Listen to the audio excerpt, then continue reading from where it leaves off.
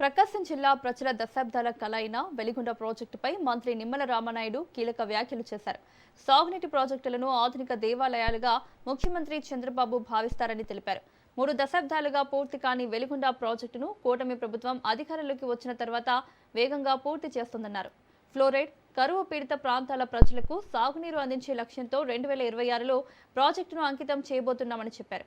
ఈ 2 ఏళ్లలో టన్నెల్స్ నిర్మాణంతో పాటు ఫీడర్ కెనాల్ పనులను పూర్తి చేశామని వెల్లడించారు. ప్రాజెక్టు కోసం భూములు, ఇల్లు కోల్పోయిన నిర్వాసితులను ప్రభుత్వం ప్రత్యేకంగా ఆదుకుంటోందన్నారు. 11 ముంపు గ్రామాలకు 11 కమిటీలను ఏర్పాటు చేసి వారి సమస్యల పరిష్కారానికి గ్రీవెన్స్ వ్యవస్థను ఏర్పాటు చేసినట్లు మంత్రి నిమ్మల రామనాయుడు తెలిపారు. ప్రాజెక్టుని ఆ సాగు త్రాగునీరు ఈ యొక్క జిల్లా ప్రజలకు అందించేటువంటి కార్యక్రమం ఒక చారిత్రాత్మక ఘట్టంగా శ్రీకారం చుడుతున్నటువంటి విషయాన్ని సందర్భంగా మీ ద్వారా తెలియజేసుకుంటూ ఉన్నా. దీనికి సంబంధించినటువంటి పనులు మీ అందరికీ తెలుసు. ఆ రోజు 2024లో మేము అధికారంలోకి వచ్చే సమయానికి ఆ రోజు చూసాం.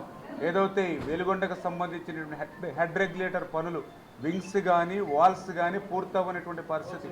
2025 మే నెలలో ఆ పనులు ప్రారంభించి 2026లో హెడ్ వింగ్స్, అదేవిధంగా ఆ వాల్స్ని 2026 మేకి మేము కంప్లీట్ చేయడం జరిగింది.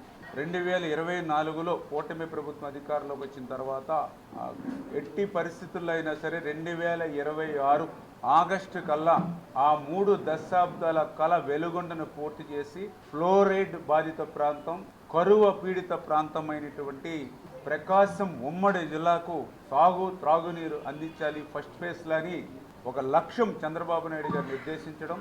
ఈ 2 ఏళ్లలో దగ్గర 2250 కోట్ల రూపాయలు 2 ఏళ్లలో వెచ్చించి రాత్రి పగలు అనేటువంటి తేడా లేకుండా పూర్తి స్థాయిలో పనిచేసుకుంటూ 31వ తేదీన చంద్రబాబు నాయుడు గారి యొక్క చేతుల మీదుగా